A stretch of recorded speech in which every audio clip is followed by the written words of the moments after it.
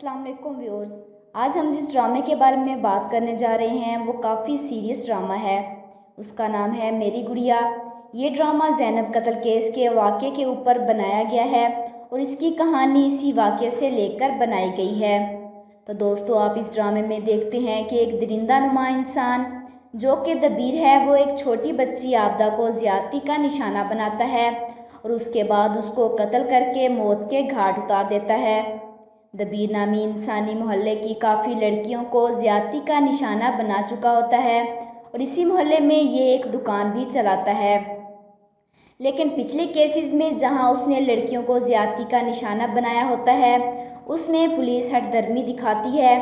दबीर नामी आबदा को भी बेदर्दी से ज़्यादती का निशाना बनाकर उसको कत्ल कर देता है।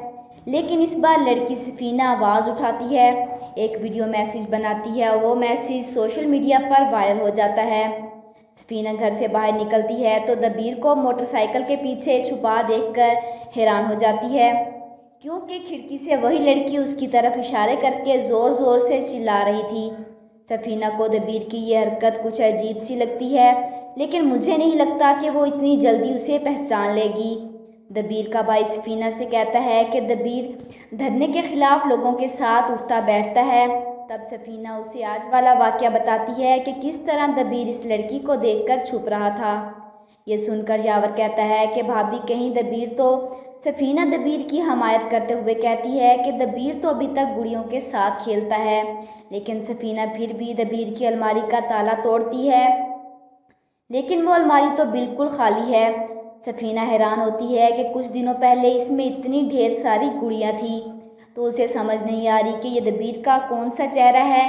कभी वो बिल्कुल मासूम बच्चे की तरह लगता है और कभी इतना गहरा कि सफीना जैसी समझदार लड़की भी धोखा खा जाए।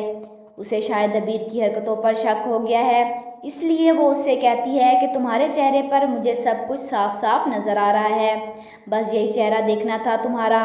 दबीर के तो होश उड़ जाते हैं। लेकिन सफीना और शहनाज दूसरी बेचारी माएँ धरना देती हैं, अपनी मासूम बच्चियों की आहों का हिसाब मांगती हैं। मीडिया इकट्ठा होता है। दबीर को लगता है कि बहुत जल्द उसका राज फाश होने वाला है।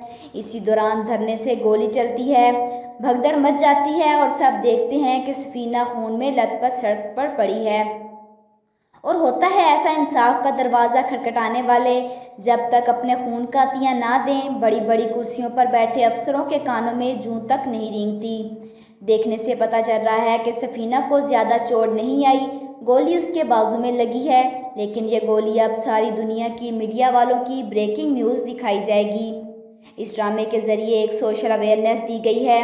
आम आवाम को एक पैगाम पहुँचाया गया है कि अगर आपके साथ कोई जुल्म करता है तो आप उसके ख़िलाफ़ आवाज़ उठाएं और अपने हक़ के लिए आवाज़ बुलंद करें। इस ड्रामे की कहानी को सामने रखते हुए हमें अपना किरदार अदा करना चाहिए, ताकि जो भी अपनी सोसाइटी के लिए कर सकते हैं हमें वही करना चाहिए, ताकि हमें मज़ीद आबदा और ज़ैनब जैसी मासूम नन्ही परियों को ना खोना पड़े। तो जिन लोगों को मेरी ये वीडियो पसंद आई हो तो प्लीज़ उसे लाइक कीजिएगा, अपने दोस्तों के साथ शेयर कीजिएगा और साथ ही साथ मेरे चैनल को भी सब्सक्राइब कीजिएगा। Thanks for watching.